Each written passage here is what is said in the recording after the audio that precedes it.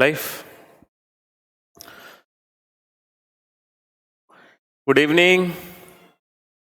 Good evening, Shubham, Vipin, Rajneesh, Ram Singh, Sudeep, Anil, Kishan, Shiv Shankar, Himanshu, Majesh, Prashant, Madhu, Rupa, Satish,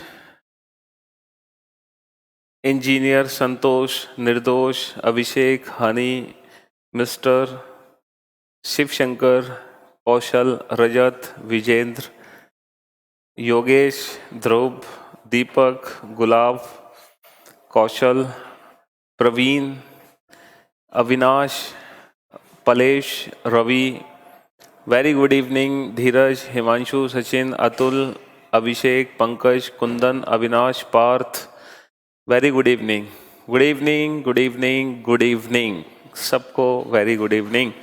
and first of all welcome to all of you in Careerwill app. Careerwill app में आप सभी का स्वागत है ना. तो mostly 99% student ऐसे होंगे जो न्यू स्टूडेंट होंगे जिन्होंने फर्स्ट टाइम करियरविल ऐप को ज्वाइन किया है. तो देखो, जिन्होंने फर्स्ट टाइम करियरविल ऐप को ज्वाइन किया है, मैं उनको बता दूं वो बिल्कुल सही जगह पर आए हैं, है ना. और ये जो बैच है आप लोगों का, ये रीजनिंग स्पेशल बैच है. और रीजनिंग स्पेशल बैच का मतलब ये है कि जितने भी आप लोगों के गवर्नमेंट जॉब्स के एग्ज़ाम्स होते हैं, जितने भी कॉम्पिटिटिव एग्ज़ाम्स हैं, जैसे एसएससी से रिलेटेड जितने एग्ज़ाम्स हो गए, एसएससी से रिलेटेड कौन कौन से एग्ज़ाम होते हैं, सीजीएल, सीएचएसएल. देखो मैं बोर्ड पर लिख देता हूँ कितने सारे एग्ज़ाम्स हैं जिन एग्ज़ाम्स में रीजनिंग पूछी जाती है, और हम किस किस एग्ज़ाम को कवर करेंगे. और एक बात याद रखना, हम हर एग्जाम में 0 टू टॉप लेवल तक की रीजनिंग पढ़ेंगे, ठीक है. 0 टू टॉप लेवल, बिल्कुल बेसिक से चलेंगे हम, बिल्कुल भी टेंशन ना लें, बिल्कुल एकदम बेसिक से. CISF भी कवर होगा, सब कुछ कवर होगा, ठीक है. तो देखो, एसएससी से रिलेटेड कौन कौन से एग्जाम्स होते हैं. Number 1 CGL. सीजीएल आपका पेपर होता है, ठीक है. CHSL, LDC, ठीक है, ये एसएससी से रिलेटेड होते हैं. और HSSC हरियाणा के एग्ज़ाम्स होते हैं, हरियाणा पुलिस के, हरियाणा SI के जो एग्ज़ाम्स होते हैं, ठीक है, वो भी एग्ज़ाम हम कवर करेंगे. CPO दिल्ली पुलिस, है ना, UPSI यूपी पुलिस, ठीक है, RPF, वीडियो, ठीक है, ये सारे एग्ज़ाम्स होते हैं जिनको हम कवर करेंगे इस बैच के अंदर. इसके बाद रेलवे से रिलेटेड आपके पेपर होते हैं बेटा. रेलवेज के एग्जाम्स होते हैं लाइक NTPC और RRB का. NTPC का होता है और JEE का पेपर होता है, ठीक है, ये भी हम कवर करेंगे. इसके बाद स्टेनोग्राफर भी कवर होगा बेटा. बैंक भी हम लोग कवर करेंगे. बैंक में PO, क्लर्क और SO, ये तीनों एग्जाम हम कवर करेंगे. और इवन UPSC में जो CSET का पेपर होता है वो भी हम कवर करेंगे. तो कहने का मतलब है बेटा, जितने भी गवर्नमेंट जॉब्स के एग्ज़ाम्स हैं, सारे के सारे एग्ज़ाम्स हम कवर करेंगे, ठीक है. और डाउट क्लियर करने के लिए भी कुछ कीजिए आशुतोष. बेटा, डाउट क्लियर करने की बात ऐसी है कि पहली बात तो जब मैं पढ़ाऊँगा तो बाय डिफ़ॉल्ट आप लोगों के जो डाउट्स होंगे वो कम से कम होंगे, ठीक है. हाँ, MPSI वाला भी कवर करेंगे, UPSI, MPSI, जितने भी स्टेट लेवल के एग्ज़ाम्स होते हैं, सारे एग्ज़ाम हम कवर करेंगे, ठीक है. हाँ जी. तो डाउट्स जब आप पढ़ोगे ना, तो पहली बात तो आपके डाउट्स ना बहुत कम से कम आएंगे, ठीक है. उसके बाद भी देखो, इस बैच में आपको क्या क्या मिलेगा जब आप ये बैच ज्वाइन कर लोगे. हालांकि आज की जो क्लास है वो फ्री क्लास है, तो आज तो बहुत सारे स्टूडेंट ऐसे हैं जो डेमो ले रहे हैं, यानी कि उन्होंने अभी तक बैच ज्वाइन नहीं किया. और जिन जिन स्टूडेंट ने बैच ज्वाइन कर लिया है उन लोगों को क्या क्या बेनिफिट्स मिलेंगे इस बैच में. और सिर्फ आज की क्लास आपकी और कल की क्लास सिर्फ फ्री क्लास होगी, उसके बाद कोई भी क्लास फ्री नहीं होगी. उसके बाद सारी की सारी क्लासेस पेड क्लासेस होंगी, ठीक है. अच्छा, आपको क्लास नोट्स भी मिलेंगे, आपको प्रैक्टिस सेट भी मिलेंगे, और एक डाउट ग्रुप भी मिलेगा जिसको आप ज्वाइन करोगे, और जितने भी बच्चे आप लोगों के बैच में हैं वो सारे के सारे स्टूडेंट्स उस डाउट ग्रुप को ज्वाइन करेंगे। वो टेलीग्राम का डाउट ग्रुप है, ठीक है। सभी स्टूडेंट टेलीग्राम एप्लीकेशन को डाउनलोड कर लेना। तो वो टेलीग्राम का डाउट ग्रुप आप सभी लोग ज्वाइन कर लोगे। तो जब डाउट ग्रुप आप ज्वाइन करोगे तो जो भी आपके डाउट्स होंगे वो आप वहां पर एक दूसरे के साथ डिस्कस कर सकते हो, ठीक है। हाँ जी, और हाँ बिल्कुल बेटा, नोट्स हिंदी इंग्लिश दोनों में होंगे, और जो आपकी क्लास होगी वो भी बाइलिंगुअल क्लास होगी, वो हिंदी प्लस इंग्लिश दोनों में होगी। अक्टूबर से पहले हो जाएगा सर सिलेबस। बेटा आज 17 जून है, 17 जून है ना, तो जून जुलाई अगस्त, बेटा अक्टूबर से पहले बिल्कुल आराम से आप लोगों का सिलेबस हो जाएगा। क्योंकि ये जो बैच है टोटल आप लोगों की ऑलमोस्ट 70 क्लासेस चलेंगी और रेगुलर क्लासेस होंगी। तो 70 क्लासेस का मतलब ये है कि 2 से ढाई महीने में आपका सिलेबस खत्म हो जाएगा। 2 से ढाई महीने में आपका सिलेबस खत्म हो जाएगा। तो आप टेंशन ना लें, अक्टूबर तो बेटा बहुत दूर है, अक्टूबर से पहले तो सिलेबस आप लोगों का आसानी से खत्म हो जाएगा, ठीक है। और ठीक, लेकिन ये जो डाउट ग्रुप है और जो क्लास नोट्स हैं ये अभी नहीं मिलेंगे आपको। जब इस बैच में क्लासेस, पेड क्लासेस चलने लगेंगी तब फिर आपको डाउट ग्रुप की लिंक मिलेगी और क्लास नोट्स और प्रैक्टिस सेट की लिंक प्रोवाइड की जाएगी, लेकिन अभी नहीं, जब ये बैच पेड बैच हो जाएगा उसके बाद, ठीक। क्योंकि स्टार्टिंग की 1-2 क्लासेस ना फ्री क्लासेस होती हैं। चलिए, तो ये सब कुछ हम पढ़ने वाले हैं। और देखो जो रीजनिंग का बेटा कंप्लीट सिलेबस है, रीजनिंग में है क्या क्या, एक वीडियो है जो इस बैच के अंदर अपलोडेड है ऑलरेडी, वो शायद आप लोगों ने वीडियो देख ली होगी। वीडियो आप सभी ने देखी होगी ना, सभी ने देखी होगी। उस वीडियो में मैंने आप लोगों को पूरा का पूरा सिलेबस डिस्कस किया हुआ है कि रीजनिंग का टोटल सिलेबस क्या है और किस एग्जाम में किस टॉपिक से कितने नंबर के क्वेश्चंस बनते हैं। अगर आप लोगों ने वो वीडियो नहीं देखी है तो उस वीडियो को आप लोग जरूर देखना, ठीक है, ताकि आपको पता चल जाए एग्जैक्टली रीजनिंग का सिलेबस क्या है और आपको पढ़ना क्या है। सागर 25 में से 25 बिल्कुल मिलेंगे बेटा, 25 में से 25। वीडियो की रीजनिंग हार्ड आती है बेटा, लेकिन बैंक पीओ लेवल से तो हार्ड नहीं आती ना। जब हम बैंक पीओ लेवल तक कवर करेंगे, आप टेंशन मत लो, बिल्कुल टॉप लेवल तक की रीजनिंग हम कवर करेंगे, आप उसको बिल्कुल भी निश्चिंत हो जाओ। चलिए, अब ज़्यादा टाइम वेस्ट नहीं करते हम और शुरू करते हैं अपना टॉपिक। सबसे पहला टॉपिक हम शुरू करने जा रहे हैं आज, जिसका नाम है डाइस। आप लोगों ने देख ही लिया होगा, डाइस टॉपिक पहले से अपडेट हो चुका होगा। डाइस, जिसको हिंदी में कहते हैं हम पासा, है ना। डाइस को क्या कहते हैं? पासा कहते हैं। और आप सभी ने लूडो तो खेला होगा, हालांकि आजकल तो ऑनलाइन हम खेलते हैं लूडो, है ना। आजकल तो सारी चीज़ें ऑनलाइन हो रही हैं।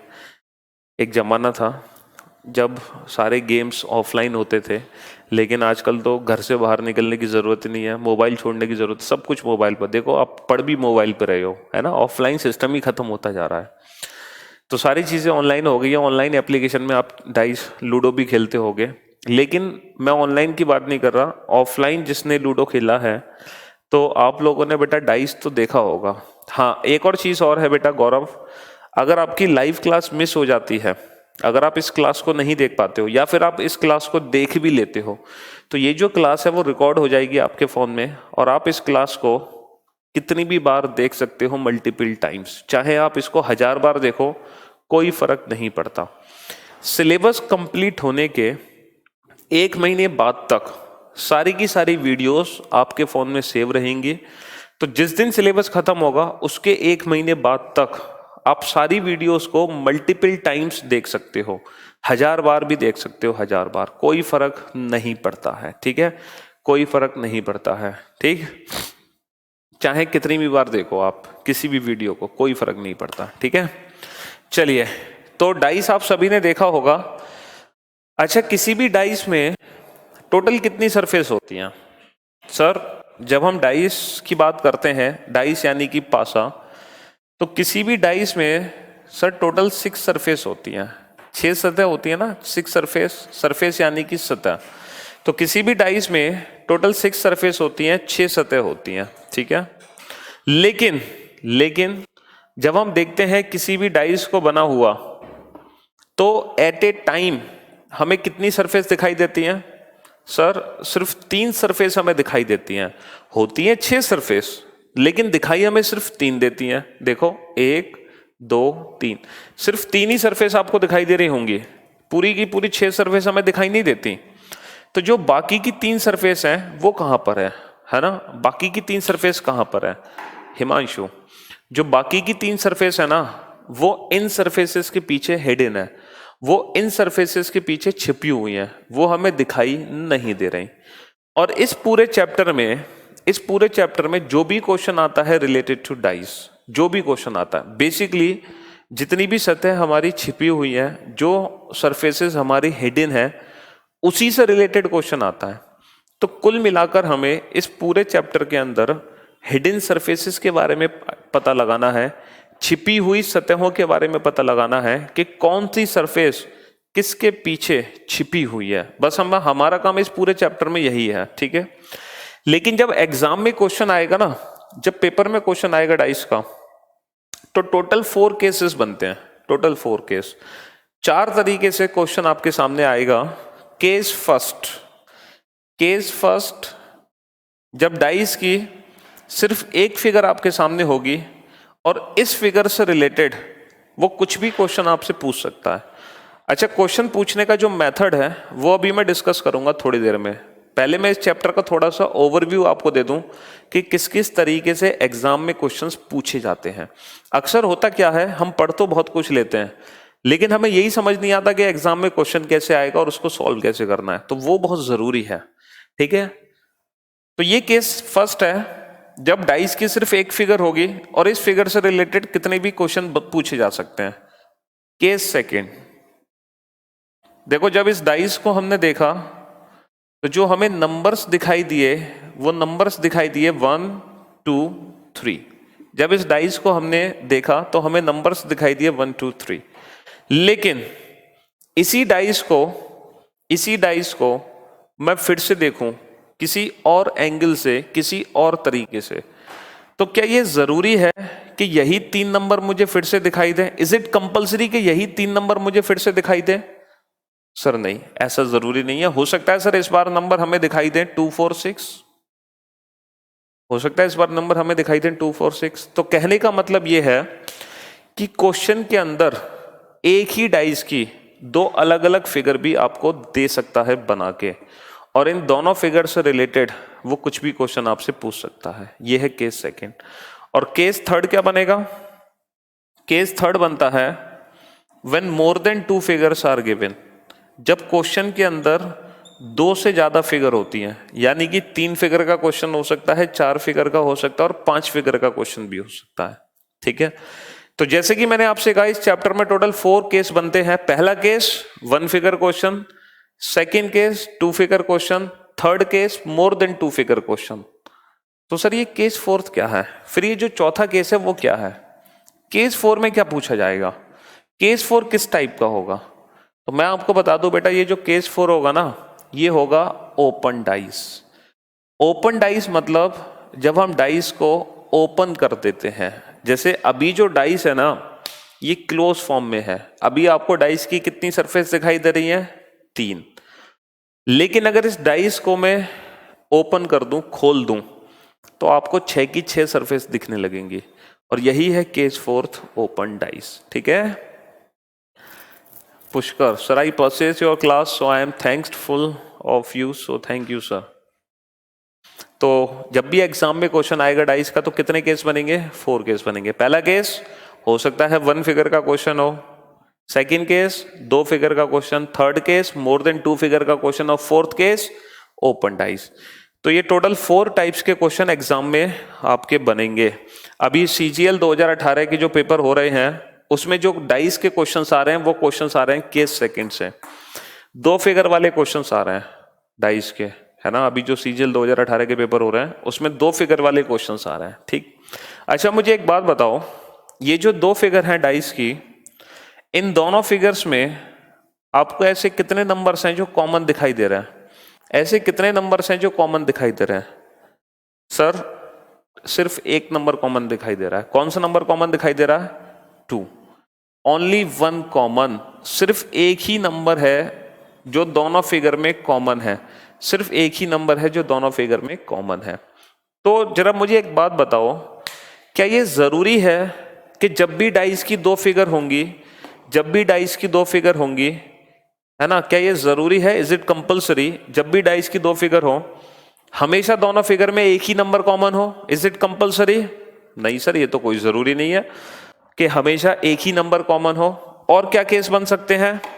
सर ये भी तो हो सकता था कि जब आप दो फिगर देखो तो वो इस तरीके से दिखाई दे, यानी कि कितने नंबर कॉमन हो सकते हैं?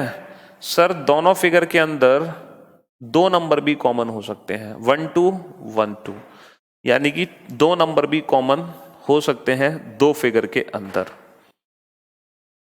और क्या पॉसिबिलिटी हो सकती है? और क्या पॉसिबिलिटी हो सकती है? सर ये भी हो सकता है दोनों फिगर में एक भी नंबर कॉमन ना दिखे। पहले फिगर में दिखे 1 2 3 और दूसरे फिगर में देखें आपको 4 5 6, यानी कि नो कॉमन। ये भी तो हो सकता है, एक भी नंबर कॉमन ना हो, नो कॉमन, है ना, एक भी नंबर कॉमन ना हो, नो कॉमन। अब यहां पर दोनों फिगर को ध्यान से देखो, कितने नंबर कॉमन है? सर एक भी नंबर कॉमन नहीं है। और क्या केस हो सकता है? तीनों नंबर कॉमन हो सकते हैं।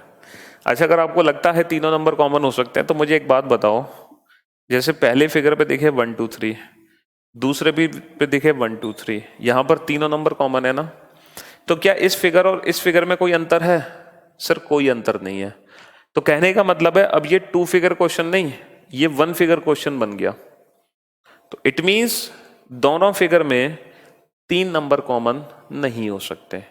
तो कहने का मतलब ये है, जब भी दो फिगर का क्वेश्चन एग्जाम में आएगा तो दो फिगर के अंदर या तो एक भी नंबर कॉमन नहीं होगा, या फिर सिर्फ एक नंबर कॉमन होगा, या फिर सिर्फ दो नंबर कॉमन होंगे। कहने का मतलब है 2 फिगर क्वेश्चन के अंदर भी 3 टाइप्स के क्वेश्चंस बनते हैं। 2 फिगर क्वेश्चन में भी 3 टाइप्स के क्वेश्चंस बनते हैं। First no common, second 1 common, third 2 common. ठीक है, आज जो हम क्लास शुरू करेंगे वो स्टार्ट करेंगे केस सेकंड से। ठीक है, we will discuss all the cases. हम सारे केस डिस्कस करेंगे, पहला भी डिस्कस करेंगे, तीसरा भी, चौथा भी। लेकिन हम शुरुआत करते हैं केस सेकंड से, क्योंकि ये मोस्ट इंपॉर्टेंट केस है। अभी भी सीजीएल 2018 के जितने भी पेपर हुए हैं, हर पेपर में 2 फिगर वाले ही क्वेश्चन आए हैं, इसीलिए हम सबसे पहले इसी को शुरू करेंगे, है ना। उसके बाद हम केस फर्स्ट भी पढ़ेंगे, थर्ड भी पढ़ेंगे और फोर्थ भी पढ़ेंगे। ठीक है, चलिए तो भाई सबसे पहले आप लोग, तो ये इस चैप्टर का बेटा ओवरव्यू था। तो अब आप लोग बेटा नोट डाउन करो केस सेकंड। देखो पहली बात तो ये है कि जितने भी क्लास नोट्स, प्रैक्टिस सेट हैं वो सब आपको मिल जाएंगे। ठीक है, लेकिन मेरा सजेशन ये है अगर आप खुद से नोट्स बनाओगे तो ज्यादा बेहतर होगा, क्योंकि अपने हैंड रिटन जो नोट्स होते हैं ना उससे रिवीजन करना बेहद आसान होता है बजाय दूसरे के हैंड रिटन नोट्स से। क्योंकि जो मैं लिंक आपको दूंगा उसमें किसी दूसरे की हैंड राइटिंग के नोट्स हैं, तो इट्स बेटर कि आप अपनी हैंड राइटिंग के नोट्स से रिवीजन करो।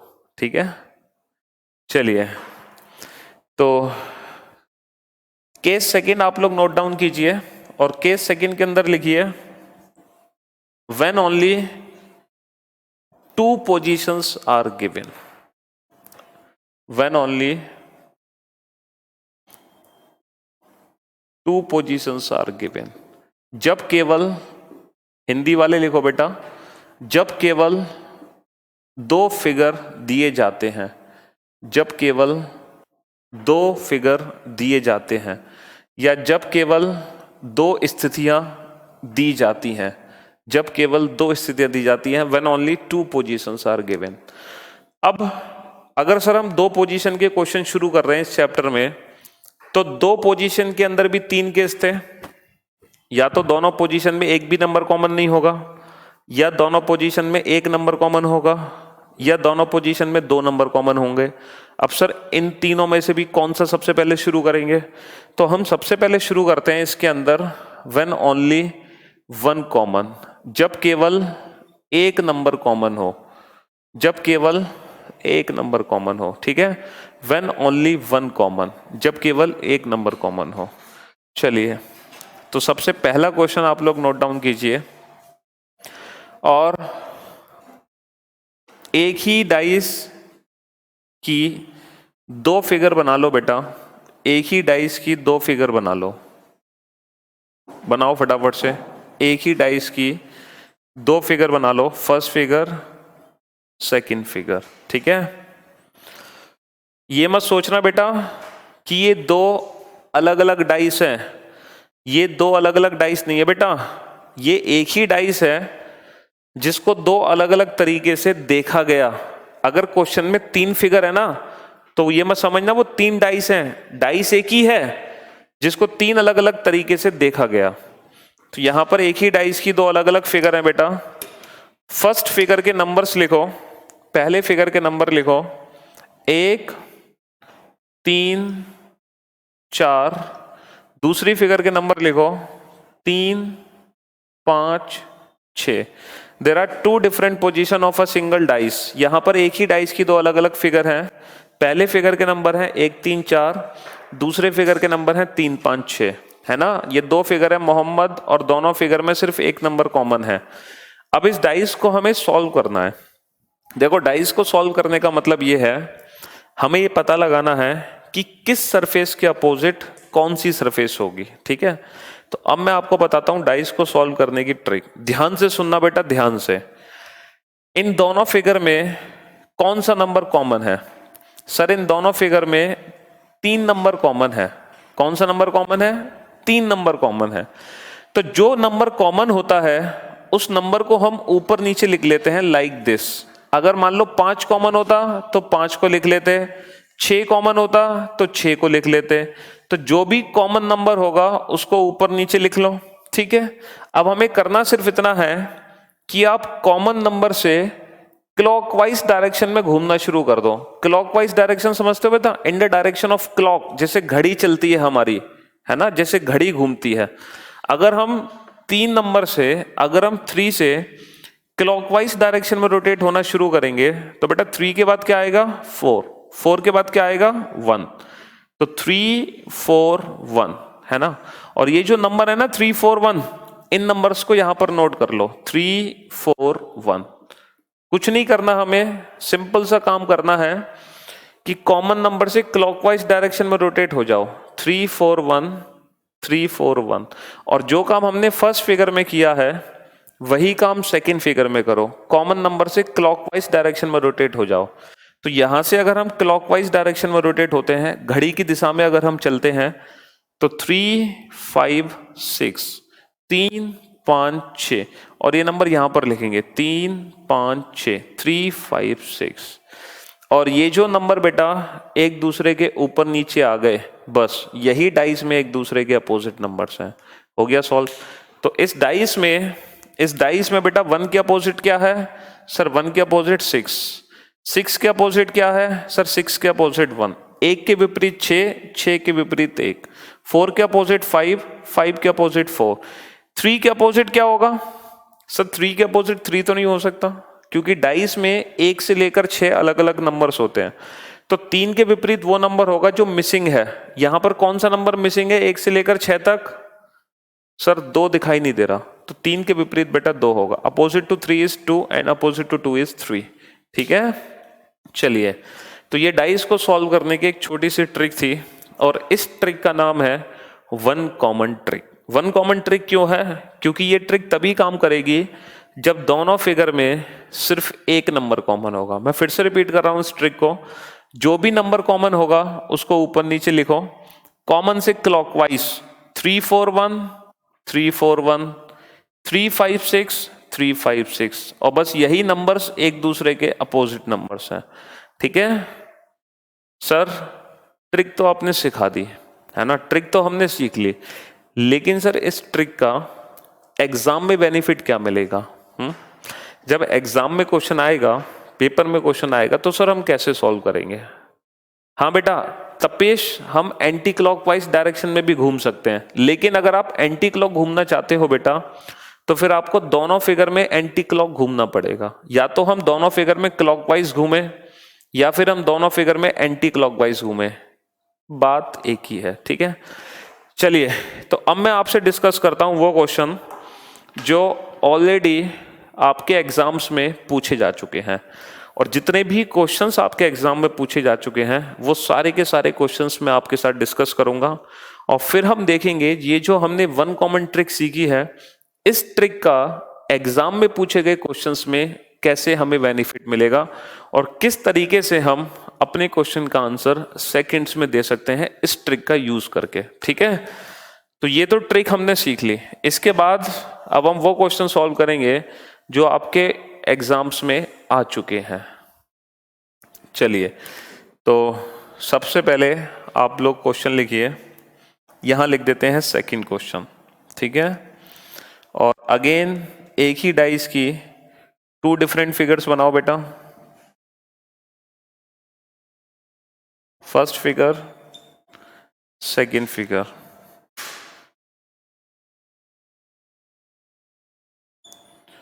पहले फिगर के नंबर हैं 2, 4, 6।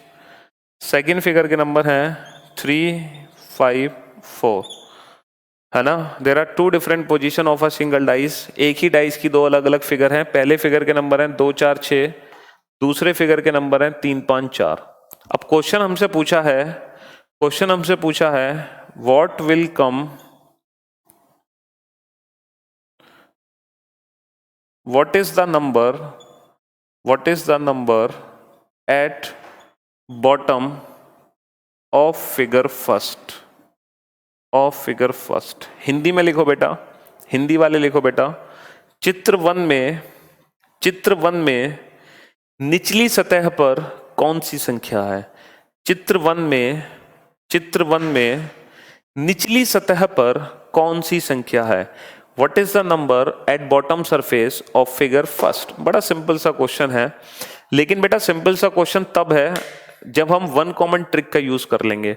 तो सबसे पहले वन कॉमन ट्रिक को लगाओ, और जैसे ही आप वन कॉमन ट्रिक का यूज करोगे आप अपने क्वेश्चन का आंसर सेकंड्स में दे सकते हो, सेकंड्स में। Priya Ranjan, Simpy, Sandeep, Vinita, Hrithik, Aditya Yadav, Srinivas, Atul, very good, thank you so much Ritesh बेटा। Kapil, Shubham, Aditya, Dev, very good. Mukesh, Kapil, very good. Rahul, well done. चलिए तो सभी के आंसर्स बिल्कुल परफेक्ट आ चुके हैं, वेरी गुड। तो बेटा पेपर में कुछ भी क्वेश्चन पूछा जाए, कैसा भी क्वेश्चन पूछा जाए, आपको सबसे पहले ना वन कॉमन ट्रिक यूज करनी है, क्योंकि जब तक आप वन कॉमन ट्रिक नहीं लगाओगे आप एग्जाम में पूछे गए क्वेश्चन का आंसर नहीं दे पाओगे। तो सबसे पहले वन कॉमन ट्रिक लगाओ। अच्छा, वन कॉमन ट्रिक किस पे लगेगी सर? वन कॉमन ट्रिक लगेगी जो नंबर कॉमन है। नंबर कॉमन क्या है? 4, क्योंकि one common trick common number पे लगती है। तो 4 नंबर को हमेशा ऊपर नीचे लिखो। अच्छा, अब क्या करना है सर? कॉमन नंबर से क्लॉकवाइज डायरेक्शन में रोटेट हो जाओ। तो 4, 6, 2, 4, 6, 2। अब यही काम करना है सेकंड फिगर में, कॉमन नंबर से क्लॉकवाइज डायरेक्शन में रोटेट हो जाओ। 4, 3, 5, 4, 3, 5। तो अब हमें क्या पता चल गया सर? हमने इस डाइस को सॉल्व कर लिया और हमें ये पता चल गया इस डाइस में 2 के अपोजिट 5 है, 5 के अपोजिट 2, 6 के अपोजिट 3, 3 के अपोजिट 6, और 4 के अपोजिट क्या होगा सर? वो नंबर होगा जो मिसिंग है। कौन सा नंबर मिसिंग है? 1। अब देखो हमसे क्वेश्चन क्या पूछा? हमसे क्वेश्चन पूछा what is the number at bottom surface of figure first. ये फिगर फर्स्ट है, इसमें किस सरफेस का नंबर पूछा है सर? इसमें बॉटम सरफेस का नंबर पूछा है। बॉटम सरफेस यानी कि निचली सतह, निचली सतह का नंबर हमसे पूछा है। और बेटा बॉटम सरफेस पे वही नंबर होगा जो टॉप के अपोजिट है। भाई जो टॉप सरफेस पर है उसी के तो अपोजिट बॉटम होगा। और देखो टॉप सरफेस पे क्या है? सबसे ऊपर क्या दिखाई दे रहा है सर? सबसे ऊपर दिखाई दे रहा है 4। तो कहने का मतलब है जो 4 के अपोजिट है वही सबसे नीचे है, और 4 के विपरीत 1 है, 4 के अपोजिट 1 है, इसीलिए अगर 4 टॉप पर है तो बॉटम सरफेस पर वो नंबर होगा जो 4 के अपोजिट है, दैट इज 1। तो इस क्वेश्चन का आंसर आ गया 1। ठीक है। अच्छा बेटा, सारी वीडियो रहेंगी महेंद्र, और ये सारी वीडियो तब तक रहेंगी सिलेबस खत्म होने के 1 महीने बाद तक। आप इन वीडियोस को मल्टीपल टाइम्स देख सकते हो। ठीक है। चलिए, अगर मान लो क्वेश्चन पूछा जाता what is the number at bottom surface of figure second, what is the number of bottom surface of figure second, चित्र 2 में निचली सतह पर क्या संख्या होगी?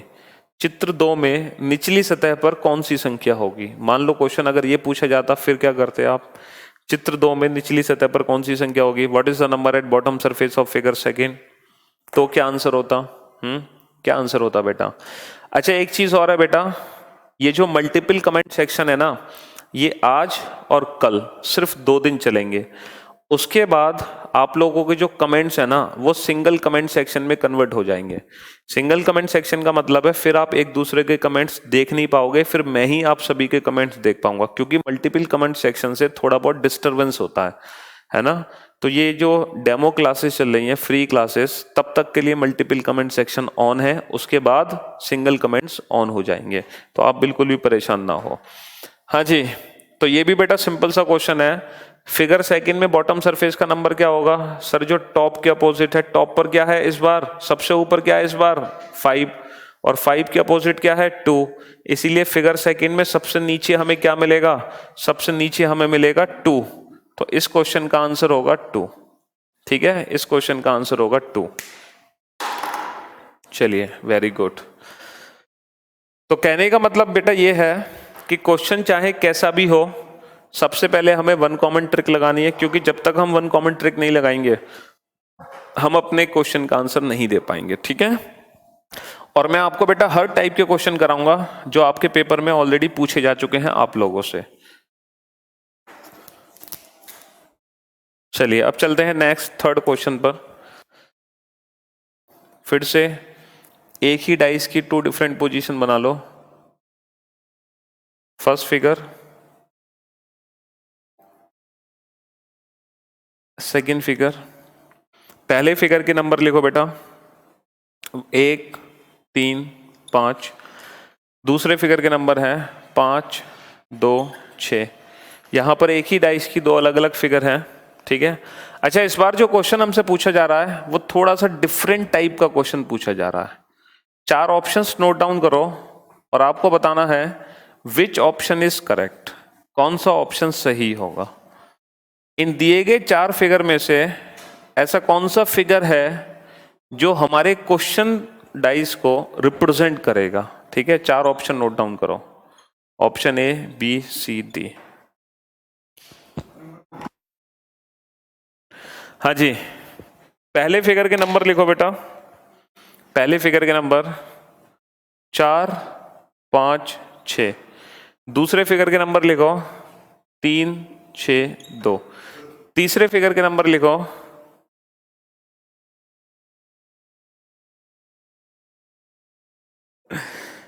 पुष्कर। नहीं हटेगी बेटा ऐप, आप चिंता क्यों कर रहे हो, हम है ना आपके साथ।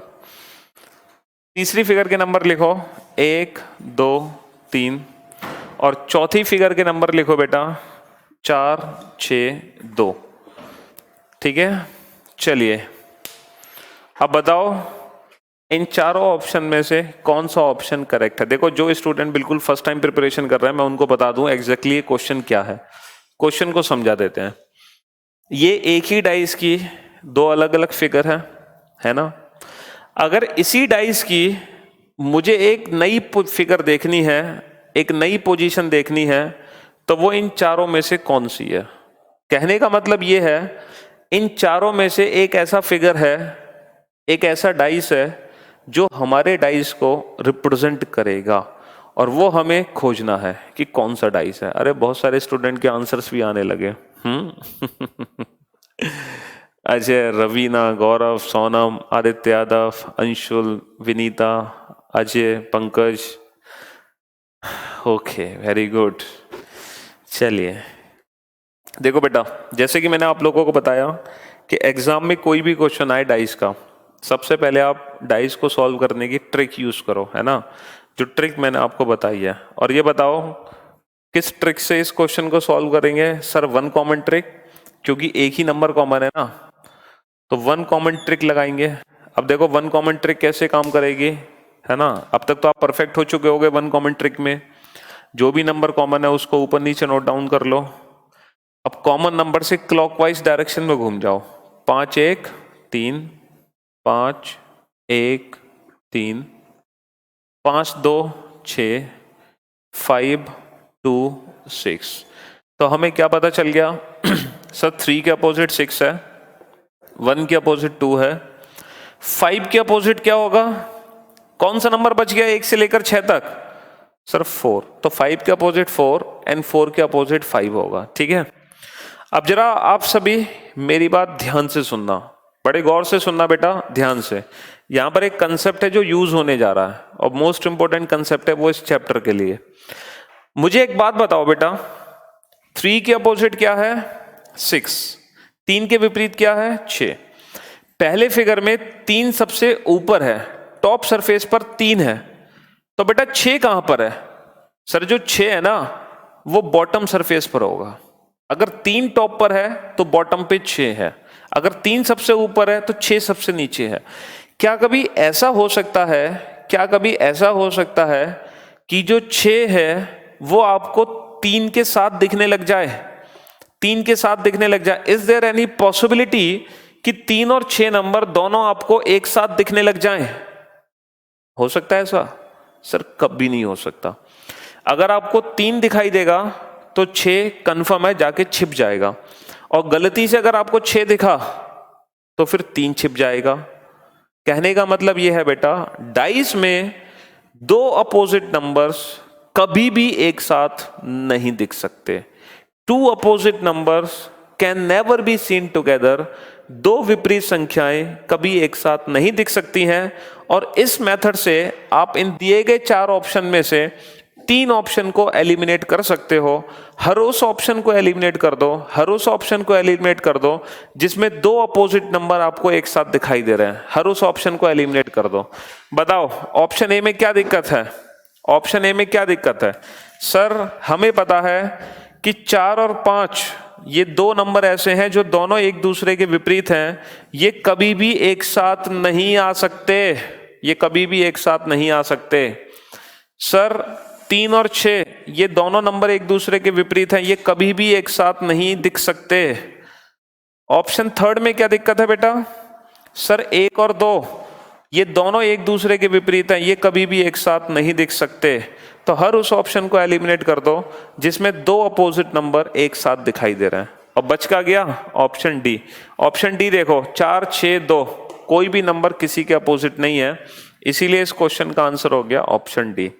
तो ऐसे क्वेश्चन जब पेपर में आएंगे तो कैसे सॉल्व करने हैं? ऑप्शंस एलिमिनेशन ट्रिक से। और ऑप्शन एलिमिनेशन ट्रिक क्या कहती है? हर उस ऑप्शन को एलिमिनेट कर दो जिसमें 2 विपरीत संख्याएं एक साथ दिखती हैं। कहने का मतलब यह है बेटा, ये भी क्वेश्चन हमने कैसे सॉल्व कर लिया? वन कॉमन ट्रिक से, है ना। तो सबसे ज्यादा जरूरी थी वन कॉमन ट्रिक। आप सबसे पहले वन कॉमन ट्रिक का यूज करो, उसके बाद चाहे जो क्वेश्चन आपसे पूछ ले आप हर क्वेश्चन का आंसर दे सकते हो। और मैं आपको धीरे धीरे करके सारे टाइप्स कराऊंगा कि ऐसे कौन कौन से टाइप्स हैं जो पेपर में पूछे जा चुके हैं, और आप हर टाइप के क्वेश्चंस को इस ट्रिक से सॉल्व करोगे, देखना धीरे धीरे। चलिए अब हम चलते हैं नेक्स्ट क्वेश्चन पर। अच्छा एक चीज और है बेटा, ये जरूरी नहीं है कि जब भी डाइस का क्वेश्चन आएगा और जब भी डाइस की फिगर होंगी उन डाइस पे बेटा हमेशा 1 से लेकर 6 तक नंबर्स हों, ये कंपलसरी नहीं है, ठीक है। ये जरूरी नहीं है कि हमेशा नंबर्स का ही यूज हम करें। यहां पर हम, थैंक यू विशाखा मोहित, यहां पर हम अल्फाबेट्स का भी यूज कर सकते हैं। राहुल थैंक यू बेटा, यहां पर हम अल्फाबेट्स का भी यूज कर सकते हैं, ठीक है। जैसे A B F, F C ई।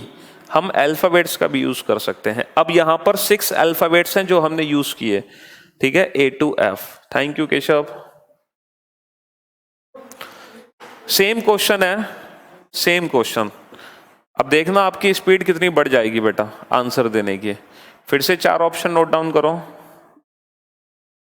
और अब बताना विच ऑप्शन इज करेक्ट, कौन सा फिगर सही है।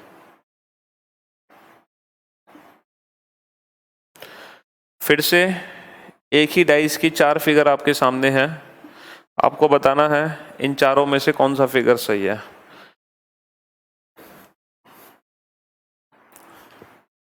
D E F, D E C, A B C, B D E. चलिए बताइए कौन सा ऑप्शन करेक्ट होगा। अब देखते हैं कितनी स्पीड बनेगी। Thank you Mukesh, Ashutosh, Rajendra, Keshav, thank you बेटा। रिजवान, रिजवान बेटा सबसे पहले 1 कॉमन ट्रिक लगाओ और 1 कॉमन ट्रिक लगाते ही दिए गए 4 में से 3 ऑप्शन एलिमिनेट हो जाएंगे। सोनम सर आप बहुत अच्छा पढ़ाते हैं, जब से आपसे पढ़ा है मेरी स्पीड बहुत बढ़ गई है। Thank you so much, thank you so much बेटा। Rock star of reasoning. अभी तो चलिए मेरे ख्याल से ये तो पुराने स्टूडेंट हैं जो कॉम्प्लीमेंट दे रहे हैं, लेकिन जो न्यू स्टूडेंट हैं उनको धीरे धीरे पता चलेगा इस बारे में। वेरी गुड धीरज, तरुण, रोहित, प्रियरंजन, अजय, अविनाश, निर्दोष, पंकज, इतने सारे कमेंट्स आ रहे हैं एक साथ, नाम लेना भी इम्पॉसिबल है। प्रिया, तरुण, विकी, गौरव, दीपक, तरुण, मोहम्मद, यूके, नियो, तरुण, अविनाश, कलवंत, संजय। चलिए वेरी गुड। तो जैसे कि मैंने आपसे कहा था क्वेश्चन कुछ भी पूछा जाए बेटा, सबसे पहला काम हमारा है 1 कॉमन ट्रिक का यूज। चलिए 1 कॉमन ट्रिक का यूज करते हैं। अब 1 कॉमन ट्रिक किस पे लगाओगे सर? जो कॉमन है। कॉमन क्या है? कॉमन क्या है सर? F। तो जो भी कॉमन है उसको ऊपर नीचे नोट डाउन करो। शायद ये मार्कर आपको कम दिखाई दे रहा होगा तो ब्लैक मार्कर यूज कर लेते हैं। जो भी कॉमन है उसको ऊपर नीचे लिखो। फिर कॉमन से clockwise F A B, F A B। और जो काम हमने फर्स्ट फिगर में किया वही हम सेकंड फिगर में करेंगे। कॉमन से clockwise F C E, F C E। अब ये जो लेटर आगे एक दूसरे के ऊपर नीचे, यही लेटर्स एक दूसरे के अपोजिट लेटर्स हैं। तो इस डाइस में B के अपोजिट क्या है लेटर सर? E। और E के अपोजिट B, A के अपोजिट C, C के अपोजिट A। सर F के अपोजिट क्या होगा? तो बेटा F के अपोजिट वो लेटर होगा जो लेटर हमें दिखाई नहीं दे रहा A to F। हमें कौन सा लेटर दिखाई नहीं दे रहा? D। तो F के अपोजिट D है। तो ये ट्रिक हमने यूज कर ली। अब इस ट्रिक से 4 में से 3 ऑप्शंस एलिमिनेट हो जाएंगे। एलिमिनेट कैसे ऑप्शंस एलिमिनेट होंगे? ऑप्शन ए में क्या दिक्कत है? ऑप्शन ए में क्या दिक्कत आ रही है बेटा? लालू जी क्या दिक्कत आ रही है ऑप्शन ए में? सर डी और एफ दोनों एक दूसरे के अपोजिट हैं, ये कभी भी साथ नहीं दिख सकते। 2 opposite letter can never be seen together. 2 विपरीत संख्याएं कभी एक साथ नहीं दिख सकती। एक दिखेगी तो दूसरी जाके छिप जाएगी उसके पीछे। ऑप्शन सी में क्या दिक्कत है?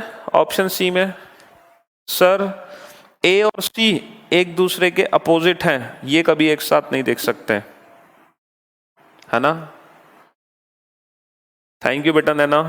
ऑप्शन डी में क्या दिक्कत है? ऑप्शन डी सर बी और ई एक दूसरे के अपोजिट हैं, ये एक साथ नहीं दिख सकते। तो फिर बचा क्या? Option B.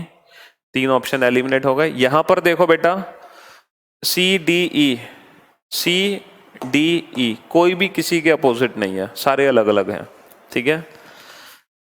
यस हमेशा 3 ऑप्शन एलिमिनेट होंगे, ये कंफर्म है बेटा। 3 ऑप्शन एलिमिनेट नहीं होंगे तो फिर सॉल्व कैसे होगा क्वेश्चन?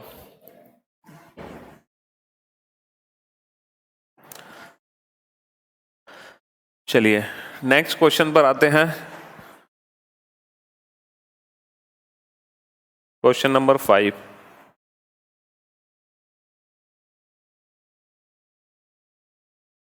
फिर से एक ही डाइस की 2 डिफरेंट पोजीशन बना लो।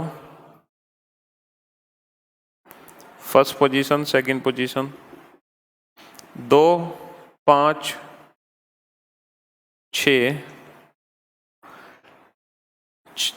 6 3 1।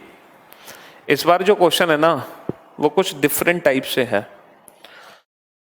What will come in place of question mark, प्रश्नवाचक चिन्ह की जगह कौन सी संख्या आएगी। What will come in place of question mark, प्रश्नवाचक चिन्ह की जगह कौन सी संख्या आएगी। थैंक यू निर्दोष, तारीफ, नेहा, श्रीनिवासन, थैंक यू बेटा।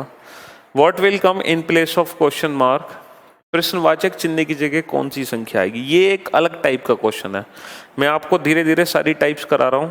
तो ये एक डिफरेंट टाइप का क्वेश्चन है जिसमें सिर्फ ये पूछा है what will come in place of question mark, प्रश्नवाचक चिन्ह की जगह कौन सी संख्या आएगी। Thank you Sahil, thank you Gaurav. Students के आंसर्स आना शुरू हो चुके हैं, 3 आंसर दे रहे हैं आप लोग। गुलाब थैंक यू बेटा, लेकिन रोहित ने, यूके ने 1 आंसर भी दिया है, मतलब 3 भी आंसर आ रहा है और 1 आंसर भी आ रहा है। 3 और 1 की दावेदारी है, लेकिन मेजॉरिटी के आंसर 3 है। बहुत कम स्टूडेंट हैं जो 1 आंसर भी दे रहे हैं।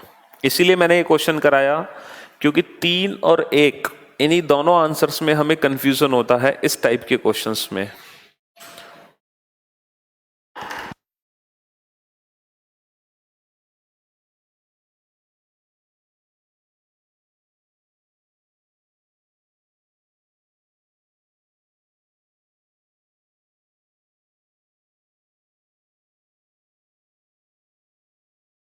चलिए सौरभ, तो सबसे पहले इसको ना 1 कॉमन ट्रिक से सॉल्व करते हैं, ठीक है।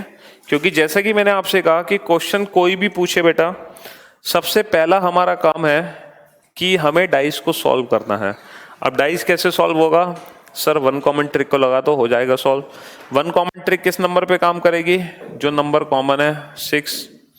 तो 6 को ऊपर नीचे लिखा, अब कॉमन से क्लॉकवाइज 6 2 5 6 2 5 6 3 1 6 3 1। इसमें तो आप परफेक्ट हो गए 1 कॉमन ट्रिक यूज करने में तो एकदम परफेक्ट हो गए है ना। तो 5 के अपोजिट 1 आ गया, 2 के अपोजिट 3 आ गया, 6 के अपोजिट क्या होगा सर, 6 के अपोजिट वो नंबर होगा जो 1 से लेकर 6 तक मिसिंग है। 1 से लेकर 6 तक कौन सा नंबर मिसिंग है, 4। तो 6 के अपोजिट 4। अब बात ये आती है, हमसे पूछा है what will come in place of question mark, प्रश्नवाचक चिन्ह की जगह क्या आएगा, और एक एरो है। बेटा हमेशा याद रखना, जब ऐसा एरो बनता है ना, तो एरो हमेशा हिडन सरफेस को ही पूछता है। जो सरफेस छिपी हुई है हमेशा वो उन्हीं सरफेस के बारे में पूछेगा, ठीक है। और कौन कौन सी सरफेस हैं जो छुपी होती हैं, कौन कौन सी सरफेस हैं जो छुपी हुई होती हैं, बैक साइड